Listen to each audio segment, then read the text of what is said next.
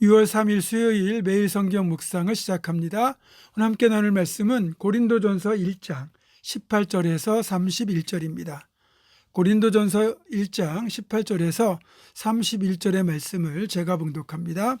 십자가의 도가 멸망하는 자들에게는 미련한 것이요 구원을 받는 우리에게는 하나님의 능력이라. 기록된 바 내가 지혜 있는 자들의 지혜를 멸하고 총명한 자들의 총명을 폐하리라 하였으니 지혜 있는 자가 어디 있느냐? 선비가 어디 있느냐? 이 세대의 변론가가 어디 있느냐? 하나님께서 이 세상의 지혜를 미련하게 하신 것이 아니냐? 하나님의 지혜에 있어서는 이 세상이 자기 지혜로 하나님을 알지 못하므로 하나님께서 전도에 미련한 것으로 믿는 자들을 구원하시기를 기뻐하셨도다. 유대인은 표적을 구하고 헬라인은 지혜를 찾으나 우리는 십자가에 못 박힌 그리스도를 전하니 유대인에게는 거리끼는 것이요 이방인에게는 미련한 것이로되 오직 부르심을 받은 자들에게는 유대인이나 헬라인이나 그리스도는 하나님의 능력이요 하나님의 지혜니라.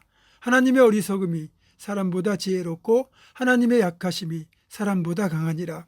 형제들아 너희를 부르심을 보라. 육체를 따라 지혜로운 자가 많지 아니하며 능한 자가 많지 아니하며 문벌 좋은 자가 많지 아니하도다. 그러나 하나님께서 세상에 미련한 것들을 택하사 지혜 있는 자들을 부끄럽게 하시려고 세상이 약한 것들을 택하사 강한 것들을 부끄럽게 하려 하시며 하나님께서 세상에 천한 것들과 멸시받는 것들과 없는 것들을 택하사 있는 것들을 폐하려 하시나니 이는 아무 육체도 하나님 앞에서 자랑하지 못하게 하려 하심이라. 너희는 하나님으로부터 나서 그리스도 예수 안에 있고 예수는 하나님으로부터 나와서 우리에게 지혜와 의로움과 거룩함과 구원함이 되셨으니 기록된 바 자랑하는 자는 주 안에서 자랑하라 함과 같게 하려 함이라. 아멘.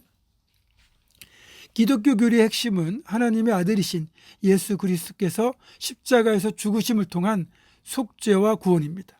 그래서 십자가는 기독교의 상징이 되었고 누구든지 십자가를 보면 예수 그리스도의 죽으심과 속죄를 통한 구원의 능력을 생각합니다.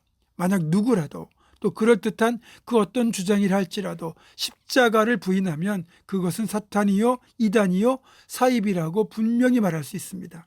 이런 십자가에 대해서 크게 두 가지 시각이 오늘 본문에서 비교되고 있습니다.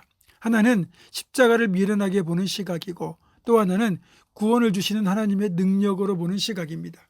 십자가를 미련하게 보는 시각은 기본적으로 불신자들의 시각이지만 여기에는 다시 두 가지로 나뉘게 됩니다. 먼저는 십자가를 미련하게 보는 헬라인들의 시각이고 또 하나는 십자가를 꺼리는 유대인들의 시각입니다.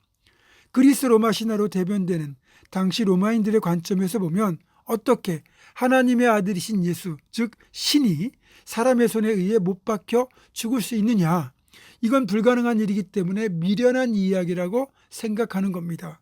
그들이 가진 신관, 사고방식으로는 도무지 이해가 안 된다는 거죠. 반면에 유대인들에게는 십자가는 저주의 상징이기 때문에 메시아가 십자가에서 저주를 받는다는 것 자체가 상상할 수 없는 일이고 또 십자가를 인정하게 되면 자기들이 메시아를 죽였다는 죄책감이 있기 때문에 그 사실을 인정하고 싶지도 않고 인정하기가 껄끄러운 겁니다.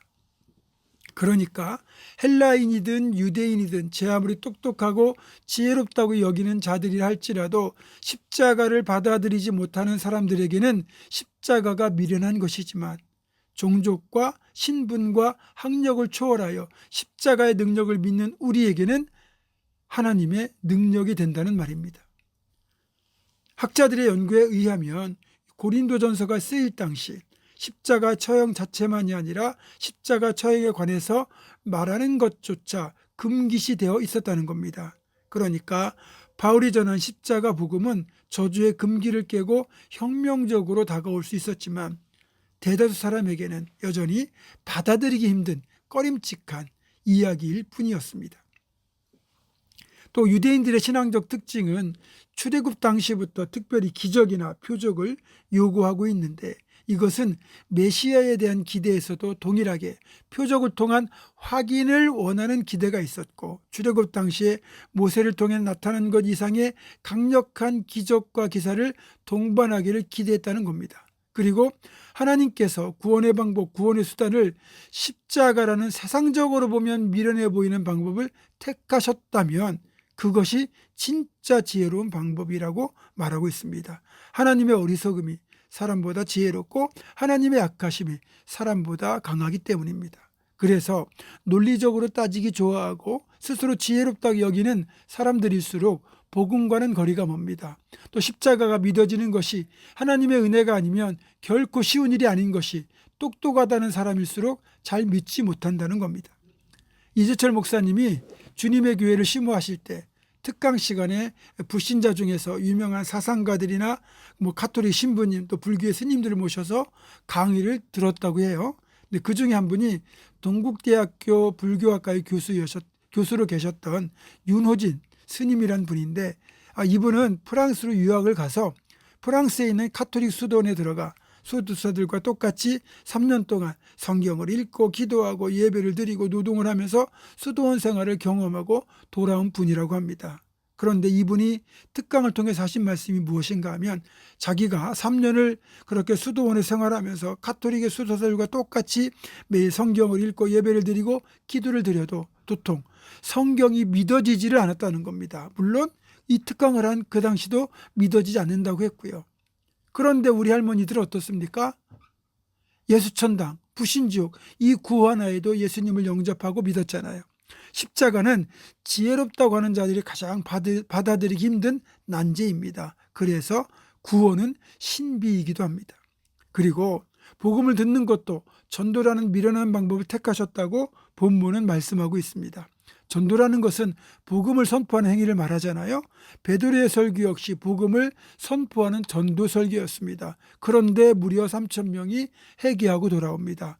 못 걷던 자를 일으키고 맹인이 눈을 뜨고 불치병에서 고침을 받고 죽은 자가 살아나는 기적을 통해서도 복음이 전해지기도 하지만 전도의 대부분은 순전히 십자가의 능력이 있음을 선포하는 것으로 이루어집니다. 그리고 실제 전도가 되었고요. 그래서 믿음은 선물입니다. 십자가가 믿어진다면 여러분은 최고로 복받은 사람들입니다. 이미 하나님의 선택을 따라 이루어진 구원에 이르는 믿음이기 때문입니다. 이제 우리는 하나님의 은혜로 구원받았습니다. 세상의 미련한 전도와 받아들이기 힘든 십자가를 믿게 되는 축복을 받았습니다. 이 은혜가 늘 삶에서 감사와 헌신으로 넘쳐 흐르기를 주님의 이름으로 축원합니다. 기도하겠습니다. 고마우신 아버지 하나님, 전도에 미련한 것으로 복음을 믿게 하시고 하나님을 나의 아버지라 부르게 하심을 감사를 드립니다. 이제 이 구원의 은혜가 우리의 삶에서 감사와 헌신으로 늘 넘쳐날 수 있도록 인도하여 주시옵소서. 예수님의 이름으로 기도하옵고 이제는 우리 주 예수 그리스도의 은혜와 하나님의 사랑과 성령의 교통하심이 구원의 은혜를 받았고 그 구원의 은혜를 붙들고 살아가는 감사가 넘치는 사랑하는 모든 성도들 이들의 삶과 가정과 생업과 앞날과 우리 교회 위에 지금부터 영원토록 함께 하시옵기를 간절히 축원하옵나이다. 아멘.